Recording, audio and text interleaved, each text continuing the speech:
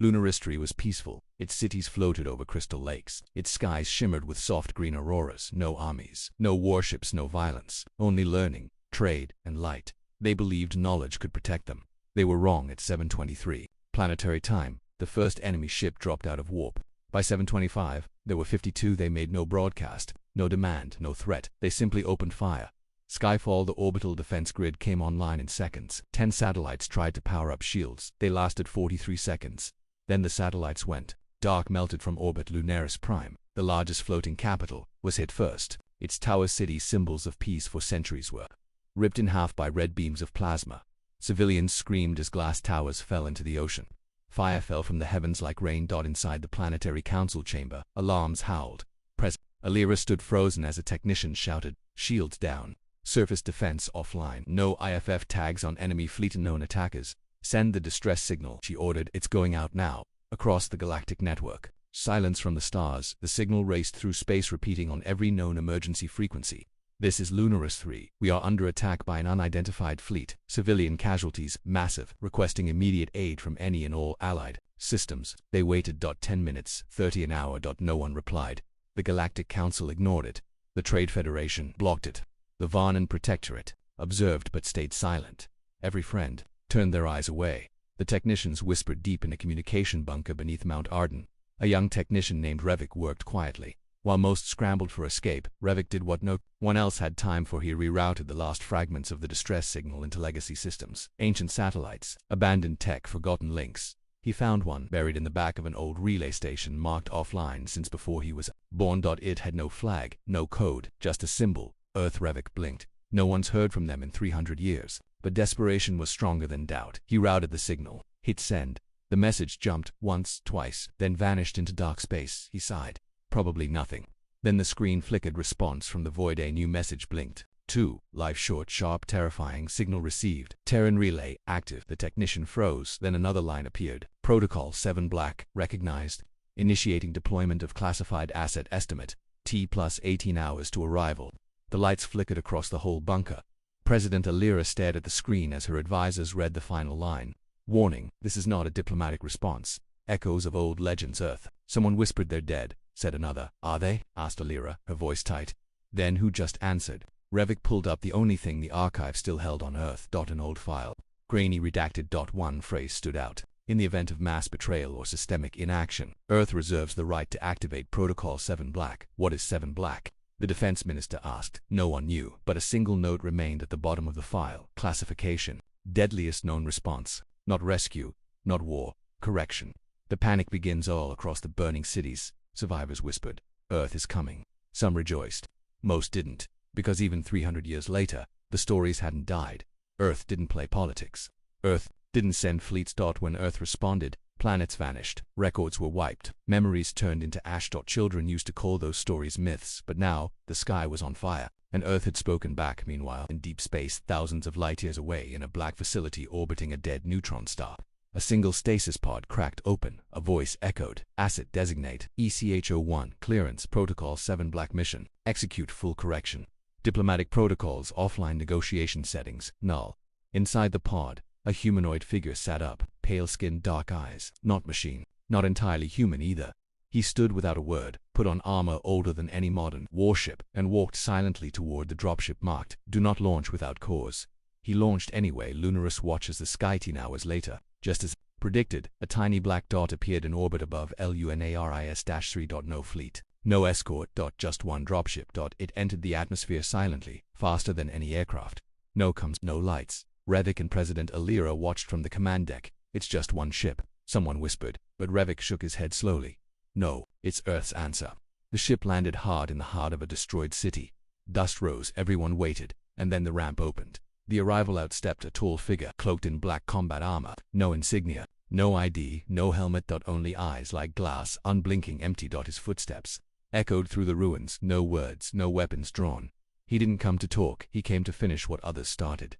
Final scene, end of part 1. A nearby survivor screamed, "That's it. That's all Earth sent." Revik watched the figure scan the battlefield. "He's not here to help," Revik whispered. "He's here to end it." The last screen in the command center blinked again. Earth's final line. "Do not attempt communication. Do not interfere. This is not a rescue. This is Protocol 7 black." No one had seen anything like him. He didn't talk. He didn't hesitate. He didn't pause to save civilians or coordinate with local forces. He was not here to protect LUNARIS-3. He was here to execute. They called him Echo-1. 2 minutes after landing, the black-armored figure walked through the ruins of Lunaris Prime. Smoke curled from shattered buildings. Fires still burned in glass streets. Screams echoed faintly in the distance. He ignored it all instead. He tapped the side of his helmet, activating ancient Terran HUD systems. Enemy positions, locked biometric ID, negative match, not recognized. Terminate override codes engaged. For Lunaris defense grid, he looked at a destroyed orbital cannon station and raised one gloved hand. A faint pulse burst from his wrist. The cannon powered back online under Terran control. Seconds later, rotated 180 and fired straight into the sky, obliterating a stealth enemy cruiser that had just cloaked. No warning, no target lock, just instant kill. Echo-1 moved on, without watching the explosion. Inside the bunker, President Alira watched the feed in disbelief. That cannon was offline. We haven't had power for hours. Her science advisor Kale stared at the screen. Pale, he just took control of it, like it always belonged to him. Alira's voice dropped. What kind of human is this? Rivek, the young technician, spoke quietly. Not human. Something worse, he's one of Earth's old shadows. Enemy fleet reaction high above the atmosphere. The invaders watched the signal. Their commander, a creature known only as Zeranvia. Something unusual. Fear. He turned to his AI tactician. That ship, it came from Earth. The AI replied, yes, records show the Terran system went dark centuries ago. They were presumed extinct, and yet they sent that. Is not a standard operative. It carries an Earthborn AI signal. Protocol tag detected 7 black. Zaranve's second-in-command whispered, what is 7 black? Silence. Then the AI answered, it means Earth has stopped asking. Echo-1's first encounter. Archer-1 reached a cluster of Lunarian refugees hiding inside a collapsed tower. They trembled as he stepped near. One child ran to him, thinking he had come to help. Echo-1 looked down. His visor scanned the child's DNA tag. Then he moved on without a word. No comfort, no rescue. But the tower above them half collapsed, suddenly groaned, before it could fall. Echo-1 aimed his gauntlet at the base and disintegrated the crumbling beam in one pulse. The structure stabilized, then he left. Revik watched from a drone feed. He saved them. Kale shook his head. No, he preserved the structure, not the people. That was efficiency, not mercy. Enemy ambush. 5 enemy strike drones dropped from the sky, locking on Echo-1. They fired plasma rounds at close range. He didn't dodge. His armor absorbed the energy, converted it into a pulse, and blasted it back, destroying 2 drones midair. He leaped forward faster than any camera could follow. Grabbed the 3rd drone, ripped its core out, and hurled it into the 4th. The last drone tried to flee. Echo-1 aimed once. A red beam lanced out, slicing the drone clean in half. No wasted movement. No pause. Total time, 11 seconds. Inside Earth's control vault far beneath the crust of old Earth, an AI called Sentinel-13 monitored Echo-1's progress. Asset performing within 98.7% operational standard. Enemy fleet 17% neutralized. Civilian casualty rate holding steady. A new signal blinked. Incoming transmission. Galactic Council probe. The probe sent a message. Earth, please confirm the nature of your deployed unit. We request cooperation and clarification. The AI responded instantly. Denied. This is not a diplomatic operation. Protocol 7 Black does not recognize external authority. Then the signal went. Dart Council panic in the Council Hall of Vera. Prime panic spread. Ambassadors from 32 systems had seen the message, and the footage of a single Terran unit decimating enemy forces. Councillor Vaughn shouted, we told Lunaris to stand down. We told them Earth was gone. Councillor Rith of the Oval Hive murmured, Earth was never gone. We just chose to forget them, and now. Someone asked. Silence. Then Councillor Rivos whispered, now Earth has remembered us. Echo-1's next move back on Lunaristry. Echo-1 reached a massive enemy command vehicle. He scanned it, detected over 50 enemy officers inside. Detected bioweapons. Storage. Protocol engaged. He didn't fire from a distance. He walked straight into the front gate. One shot to the door. It blew inward. Guards rushed out. He moved through them like wind through dry leaves. Screams echoed. Then stop. Echo-1 stood still. Flames crackled around him. The sky above Lunaristry burned red as smoke choked the air. A wind swept over the ruins, but the black-armored figure didn't move. He never didn't, unless it was for one purpose. He was Earth's shadow, Earth's blade. And now, he was Earth's answer, a new target deep underground. The last functional enemy command post transmitted a desperate signal to its fleet. We are underground level assault. Request full extraction. We're facing a Terran asset solo class. The message barely got through before Echo-1 cut power to the entire facility with a plasma surge that overloaded the relay grid. He was already inside. The command center's thick blast doors had been designed to resist tanks. orbital strikes, and bunker busters. They didn't resist Echo One. He stepped up, placed one hand on the door, and injected a pulse of dark energy nanites. The metal door peeled inward like wet paper. Inside the nest inside the room, 6 officers raised their weapons. They were trained to fight soldiers. Mercenaries even combat AI, but not this. Echo One didn't even pull a weapon. He walked toward them. The first officer fired. It didn't matter. The round hit Echo's armor and vaporized without leaving a mark. The second officer ran. He got 3 steps before a spike of hard light fired from Echo's arm and pinned him to the wall. The others froze. Echo stopped, lifted a small sphere from his hip, and dropped it. The room filled with blue mist, disabling every targeting system. Instantly, he didn't need systems. They did, and without them, they were helpless. Back at the bunker, Revik watched everything through a drone. Kale sat beside him, his voice shaking. He's not using Terran army protocols. This is something older, Mina. President Alira leaned closer. I thought he came to help us. No, Kale said quietly. He's not helping, he's correcting. Enemy commander revealed far above the battlefield. Inside a stealth carrier orbiting Lunaristry, enemy commander Zarnva reviewed the data. He watched the footage of Echo One dismantling an entire forward base with no backup. He watched the survivors scatter like frightened animals. He watched the silence that followed the Gravewalker's presence. His claws trembled. We never expected this. His strategist leaned forward. It's just 1 unit. We still outnumber the planet, Zarnveya hissed. 1 unit that's killing squads meant to handle invasions. We need to stop this, the strategist asked. With what? Zarinva answered coldly. With everything we have. The intercept team. They sent an elite kill team. 12 war-hardened shock troopers. Enhanced senses. Cloaking fields. Neural reflex boosters. Each one had taken down entire cities. They dropped from orbit in silence, landing in Zone 7, where Echo One was last seen, but he was already waiting. The shortest battle. The kill team spread out. One by one, their communications cut out. The sniper saw only a flicker before something shattered his lens and his skull. The demolitions expert stepped on a flat stone that screamed, then exploded. The squad leader managed to send out one last signal. He's not. Then silence. 17 minutes after deployment, all 12 elite soldiers were gone. Nothing left but a crater and melted armor. The Galactic Council responds, but on the capital planet of the Council, fear was growing fast. Footage leaked. News channels whispered, the Earth's ghost has returned. The Terran war code is alive. This is the Gravewalker. Counselor Rivos demanded a universal ceasefire. No more attacks anywhere on anyone Earth ever considered an ally. But Counselor Dren, head of the Strategic Offensive Bureau, disagreed. Send your diplomats, Rivos, see if he listens. Rivos didn't reply because everyone already knew Echo One didn't speak, and Earth wasn't here to talk. Flashback. Who is Echo? 300 years ago, Earth faced a betrayal. An allied species, the Arvan Dominion, called for help. Humanity sent fleets. But when the war turned, the Arvan betrayed them. Terran ships were destroyed. Mid-warp commanders assassinated. Children targeted. Earth didn't retaliate. Not right away. They activated Protocol 7-Black. It wasn't a fleet. It was a single project. It being forged from memory, pain, and precision. Echo One was not meant for war. He was meant for revenge. History would never forget. The weapon, Earth, never recollected. One was never recalled. Even after the protocol was locked down. Even after peace was restored, he remained in deep stasis-untouched. Because some Terran generals said, let him sleep, one day they'll forget what we're capable of. Let him remind them. And now, that day had come. Last survivors of the Emion Lunaris 3. 3 enemy officers tried to escape using a camouflaged evac shuttle. They thought they were safe. The shuttle lifted off, cleared the smoke, climbed into orbit. Suddenly an alert object detected pursuing at high velocity. Before they could react, a metal spike slammed through the cockpit, impaling the pilot and slicing the shuttle into. No explosion.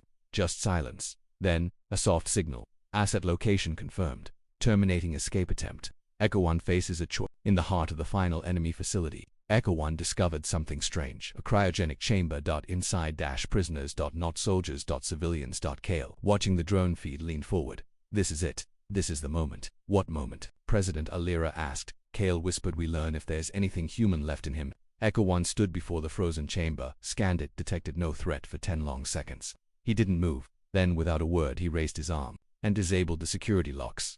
The chamber door opened. The prisoners collapsed out alive, confused, but unharmed. Kale's realization he spared them. Revik said. Kale nodded slowly. He's not a machine. Not completely. But why them? President Alira asked. Kale answered. They were innocent. And even Earth's monsters still remember innocence. The final scene. End of Part 3. Echo One walked outside. The last enemy signal on Lunaristry blinked out. No more ships, no more bases, no more war. He looked up at the stars. The Terran satellite still orbited above, watching. LISTENINGA. New message flashed on his HUD. Lunarist 3 secure. awaiting further protocol. Continue correction. He turned away, because his work here was only the beginning. Lunaris 3 had stopped burning. The skies were still gray with ash. The cities still broken, but the silence now was different, not the silence of death.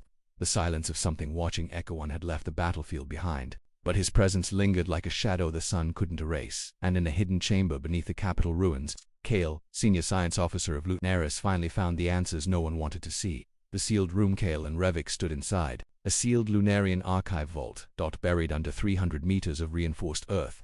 This place stored files from before Lunaris even joined the Galactic Council. As Kale activated the system, a dust-covered panel slid open, revealing an ancient black cube technology far older than anything Lunaris ever built. It wasn't Luna or Ian, it was Terran. How is this here? Revik whispered. Kale didn't answer. His hands moved fast, entering manual override codes, trying to awaken the device. A small blue light blinked. Then a voice, cold, neutral, and undeniably human, spoke, accessing Earth's secure memory. Protocol 7 Black. History rewritten. A hologram came to life. It showed grainy footage from centuries ago. War, fire, betrayal, Earth's fleets flying into battle beside alien allies, then being ambushed mid-warp, ships exploding before they arrived, orbital cities torn apart, Terran children vaporized. Kale stood frozen. This was never in the archives. The voice continued, following the betrayal of Earth by allied systems, including but not limited to the Arvan Dominion, the Galactic Council, and neutral observers. The Terran High Command authorized the final directive. Protocol 7 Black. This directive is not a rescue operation. It is not a diplomatic response. It is a correction. What was Echo 1 footage showed labs on Earth deep underground, cold, silent. Inside, human bodies floated in stasis, each one genetically enhanced, modified, rebuilt. One by one they failed, until one remained. Asset, Echo 1. Result, stable. Directive, enforce justice with no political ties, no emotional compromise, no recall command. Kale turned pale. They didn't just send a soldier. They created a punishment. Revik stepped back. This is what we called. No, Kyle whispered. This is what we summoned. The council had known. A sudden red light pulsed in the hologram. More documents flickered to life. Confidential council transcripts. Councilor Varn Virulence System. If the humans activate 7 Black, we will never control the aftermath. Councilor Dren. Strategic offices will be one man, one ghost, but entire species may vanish. Do we take that risk? Final vote. Seal all records. Block all Terran access. Declare Earth silent. The council had known. They had buried it, and now Earth had unearthed itself. Meanwhile, Echo 1 moves again far from Lunaris 3. Echo 1 sat inside his dropship. The AI in his suit whispered updates. Primary target neutralized. Phase 2. Activation of multi-world correction path. The star map shifted, highlighting 5 enemy-aligned systems, all of which had refused to respond to Lunaris distress. Called that. Echo 1's eyes blinked once. He stood. No orders were needed. The path was clear. Kale's decision. Back at the ruins, Kale turned to President Alira. He showed her the footage. All of it. Alira watched in silence, hands trembling. This wasn't just a signal, she said. This was a trigger. Kale nodded. We activated a Terran war code that was never meant to be used again. Revik asked the question. Everyone feared. Can we stop him? Kale's voice dropped low. No one can, not anymore. The first response from the galaxy, the Galactic Council. The footage from Yellowry Prime spread faster than any plague. One moment, a peaceful trade hub. The next, ash and silence. Security feeds showed it clearly. A single Terran dropship entered orbit. It ignored all warnings, no demands, no broadcast, just a single, sharp signal. Target confirmed. Beginning correction. Then the sky split. Council in chaos at the Galactic Council headquarters. Panic had turned into full collapse. Dozens of ambassadors argued, shouted, begged. Yellowry Prime was neutral. They hosted peace treaties for centuries. Earth has gone mad, but deep inside, they all knew the truth. Earth hadn't gone mad. It had just stopped being quiet. The virulent proposal. Councilor Rivos, always known for diplomacy, stepped into the chamber. He raised his hand. Listen to me, he said. Listen now or we all die. Silence fell. We watched Earth burn 3 centuries ago. We ignored their screams. We all did. He looked at the shattered faces around him now. Their ghost walks among us, and no treaty will stop it. A trembling ambassador asked, What are you saying? Rivos gave a single answer. I'm saying we must beg. Meanwhile, Echo 1 en route inside the dropship. Echo 1 sat motionless. The ship hummed. No crew, no guidance. Just him and the protocol. His HUD blinked. Next, correction point. Belvax's Citadel status ignored 3 allied distress calls. Engaged in war profiteering. A small planetary map displayed target coordinates. But just as the course locked, something unusual happened. A new signal came in. Encrypted. Ancient Terran. Echo 1 paused, then tapped to open it. A message from Earth across the galaxy. On a long-dead moon base orbiting Saturn, Earth's last hidden AI core came online. For centuries, it had remained in hibernation, until Protocol 7 Black was triggered. Now it sent a message to Echo-1. Not commands, not data, just memory. Flashback. Before the silence, the hologram showed Earth not in flames, but alive. Children running in meadows. Scientists laughing in labs. A family watching a ship launch into the sky. Then a voice female. Warm, if you're hearing this, it means we trusted you to act when no one else would. But remember what you fight for. We didn't make you to destroy. We made you because no one else would care. Don't forget that. Echo. Echo-1 hesitates for the first time since landing on Lunaris 3. Echo-1 stood still. Not just physically. Inside. Something moved. Something old. Buried. Not code. Not mission parameters. Memory. He shut off the message. But it didn't go away. The shadow of Earth back in the council chamber. The panic had become strategy. If we offer reparations, massive ones, they might recall the asset. Rivos shook his head. No one recalls Echo-1. He was never designed to return, only to complete. So what do we do? The room fell silent. And then, for the first time in centuries, the council considered the unthinkable. What if we called Earth directly? But Earth's been silent, maybe not anymore. An ancient channel reopens, a secure channel, buried deep in council comes, blinked to life. It hadn't been used in 312 years. Now it showed a single line, Earth relay online. Status, watching. Counselor Dren leaned forward, send a message. They did. They begged, they promised, they pleaded, and Earth replied.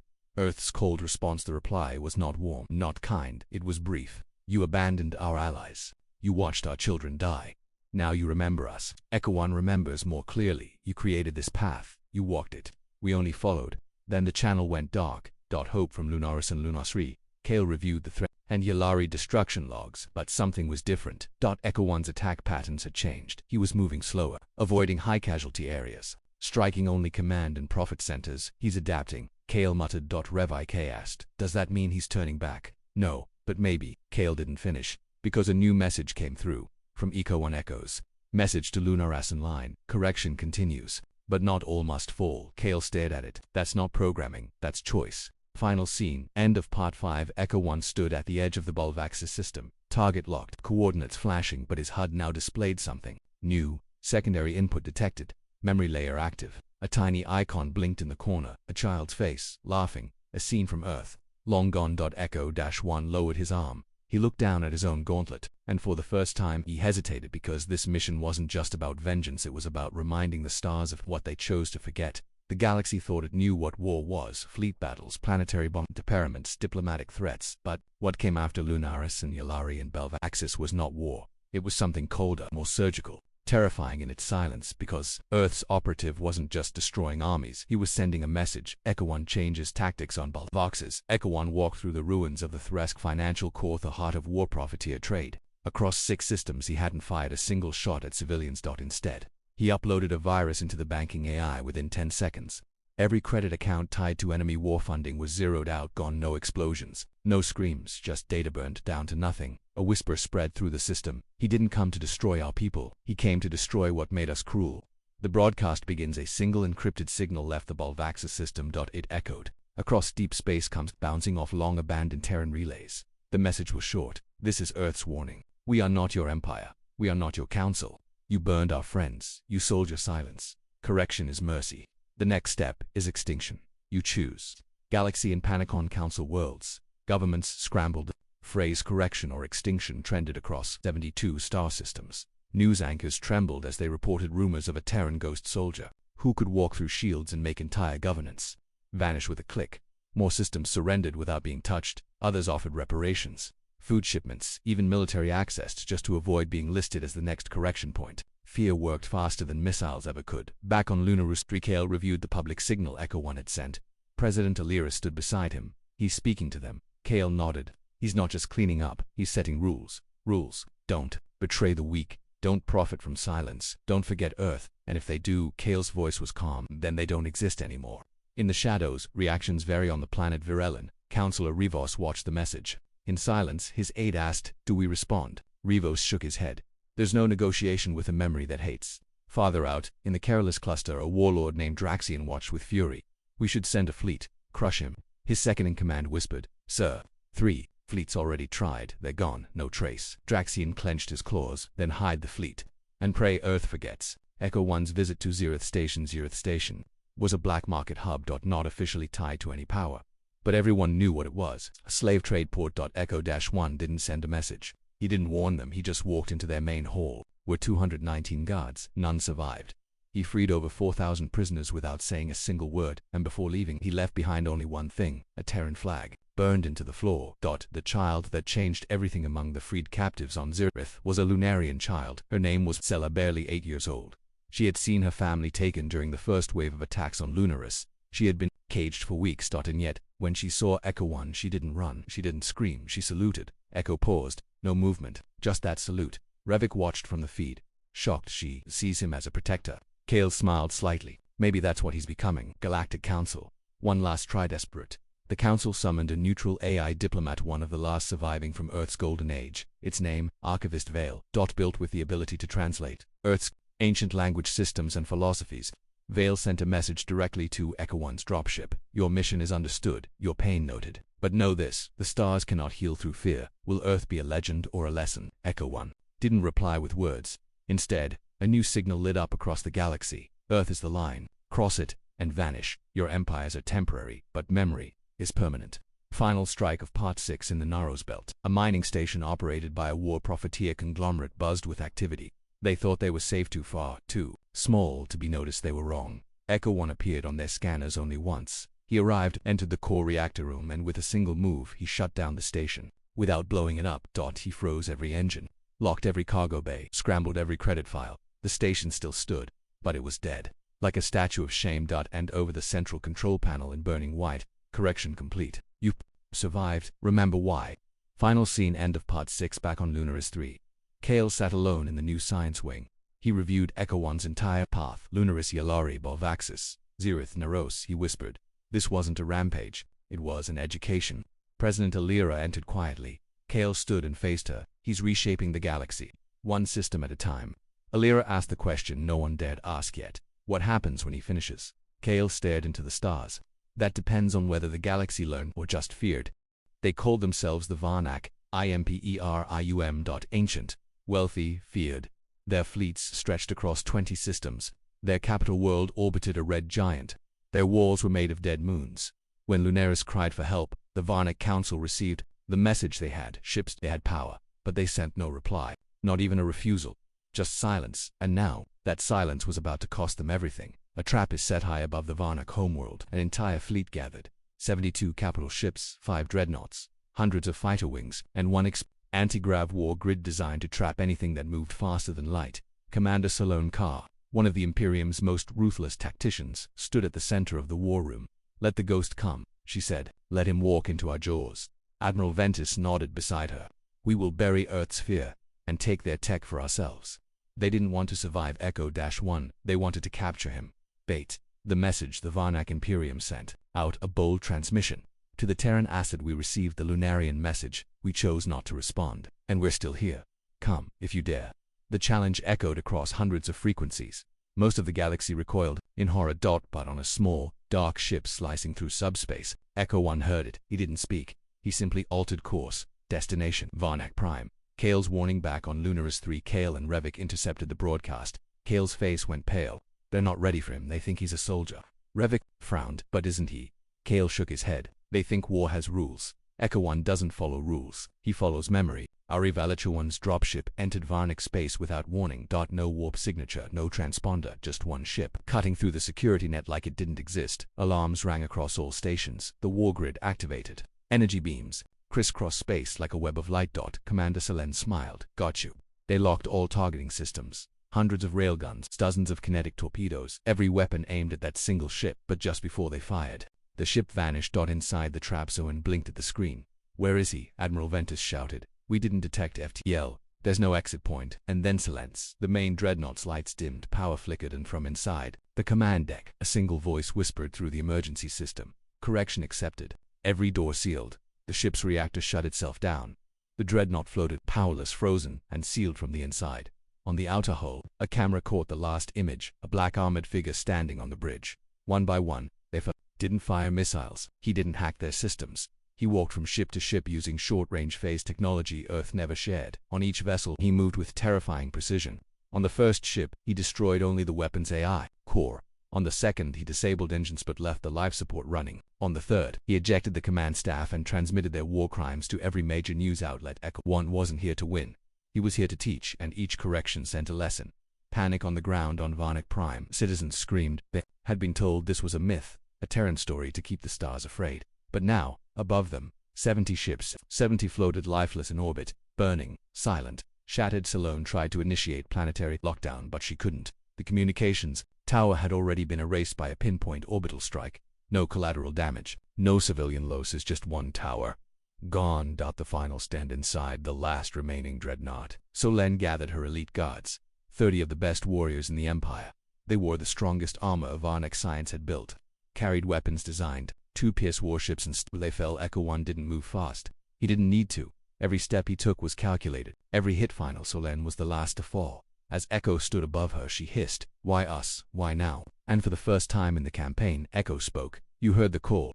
You chose silence. Earth remembers." Kale's and on Lunaris, Kale watched it all. His voice was low, calm. He's not just correcting injustice anymore. He's forcing history to acknowledge it. Revik stared in silence. President Olira finally spoke. "He's not a soldier. He's a verdict." The signal heard round the stars after the fall of the Varnak fleet. A new message was broadcast. Varnak Imperium status changed to corrected. Memory of silence will remain. Earth advises all powers. Monitor your response time. There's no forgiveness and delay. A shift in the galaxy empires began moving differently. Systems started training civilians in first aid and defense just in case. Trade alliances opened emergency comms for even the smallest colonies. Galactic news networks began displaying Earth's last known signal locations as warnings. The phrase status corrected became both threat and legend. Final scene. End of Part 7. Echo 1 stood on the broken command bridge of the last Varnak dreadnought. He didn't speak. He uploaded one last file, a complete log of the Varnak Council's decision to ignore Lunor's call. He marked the file. "Remember this." Then he turned, stepped off the bridge, and vanished because there were still more stars to reach, more corrections to deliver, and the galaxy now knew. If Earth answers your call, you'll survive. If Earth hears your silence, it remembers. The galaxy had changed. Once the mention of Earth brought only silence, an old, forgotten name from a lost world. Now, it brought fear. Because where Earth walked, judgment followed. Judgment followed. Echo-1 had corrected Lunaris's enemies. He'd erased fleets without a whisper. He'd broken empires by targeting their silence, not their size. But now, only one system remained on his list. A system that hadn't just ignored Lunaris, it had helped the attackers. The final target, Rethari. The Rethari Syndicate had quietly supplied weapons to the enemies of Lunaris. They profited from chaos. And when the distress call reached them, they laughed now. Their sky was about to turn black. Echo 1's ship appeared above Rethari Prime. No warfleet followed, no threats were sent, only a single transmission correction. Final phase. Rethari protocol initiated. Panic spread. The Syndicate tried to flee, tried to bargain, but there would be no deals. The Terran AI returns as Echo 1 moved toward Rethari's capital. A hidden signal intercepted his ship. A voice played in his helmet. Familiar, calm Terran echo. "This is Earth." Echo paused. That voice, it hadn't spoken to him since his activation. It came from home. Earth speaks again from a secure vault deep beneath the ruins of Old Geneva. Earth's last central AI came online for the first time in centuries. It had watched silently as Echo moved across the stars, correcting, erasing, teaching. But now, it had something to say. "The message: you did what no one else would. You reminded the stars who we were. But Earth needs more than fear now. Earth needs a future. You are not a weapon anymore. You are a voice." Echoing. Conflict for the first time. Echo's hands trembled. Not from weakness, but from the weight of everything. He had walked alone through fire. He had carried the screams of Earth's past on his back. But now, could he stop? Could he be more than vengeance? Rethari's collapse begins while Echo stood still. The Syndicate panicked. Their ships launched. Defense grids powered up. Civilians ran. But the skies didn't rain fire. Echo didn't fire missiles. Instead, he transmitted a single galaxy-wide broadcast. "To the galaxy, this is your last reminder. When one voice cries out for help, you don't wait. You don't weigh cost. You respond. Earth remembers those who didn't, but Earth also sees those who chose to change. Let Rethari be your lesson, not your end." Then, he ended the broadcast. And walked away. The Syndicate surrendered. The Rethari Council did the unthinkable. They surrendered, completely, unconditionally. They disbanded their military, turned over every record, offered reparations to Lunaris. Demand. They had expected destruction. Instead, they were given a chance, and that terrified them more than death. The galaxy reacts for the first time since Lunaris burned. Hope returned. Colonies reopened protected communication lines. Refugee systems were offered aid, not ignored. Ancient AI like Archivist Veil were reactivated to record the truth, not bury it. And everywhere, the same phrase appeared: Earth sees, Earth remembers, Earth answers. Echo 1's final move with his final mission complete. Echo 1 returned to space. He sent no messages, no coordinates, he simply vanished. Some say he shut down, others believe he still watches hidden, waiting, not for war, but to make sure the stars never grow silent again. Back on Lunar S3, KL stood in the rebuilt capital. The planet had healed, not fully, but enough. President Alira joined him. He never came back, she said. KL nodded. He didn't need to, Revik asked quietly. Do you think the galaxy learned? KL looked at the stars. I think they're finally listening. Epilogue: a new distress call far away, on a tiny moon orbiting an unknown star. A small outpost is attacked. Civilians huddle in silence. The leader sends a message into deep space. One simple plea to anyone who can hear this: please help. They wait and wait, until a console blinks once. Transmission acknowledged. Earth relay active. A small girl stares at the screen and whispers, Earth is coming. The technician nods. Earth never forgot.